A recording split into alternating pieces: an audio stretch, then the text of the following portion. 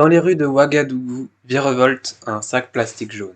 Il atterrit dans la cour de notre personnage principal, une femme qui voit bien qu'elle est trompée par son mari, avec une collègue de travail, bien habillée, maquillée, alors qu'elle-même, elle n'a peut-être pas les mêmes atouts. Le film raconte une série de quiproquos entre les deux personnages du couple, sur toile de fond colorée au Burkina Faso entre la ville, les villages plus ruraux, voire même les pâturages ou des zones plus désertiques. L'histoire du couple est globalement très basique et on voit vite venir les quiproquos et les astuces de scénario. Mais ce qui ressort le plus dans le film, c'est l'intrigue du sac plastique, qui donc voyage partout, s'envole avec le vent sur des beaux plans faits avec des fonds verts un peu évidents quand même, mais avec des voyages depuis la cour d'une maison jusqu'à l'estomac d'une chèvre, en passant par les pare-brises des voitures, un cerf-volant, etc.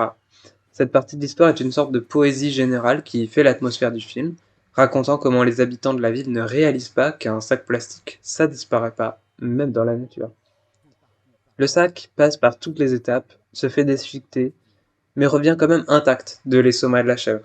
Bref, c'est pas crédible, mais c'est surtout une manière de dire à quel point les objets qui traversent notre quotidien, donc les déchets, ont une vie après nous, et qui sont capables de s'envoler très loin pour nous revenir ensuite de très près.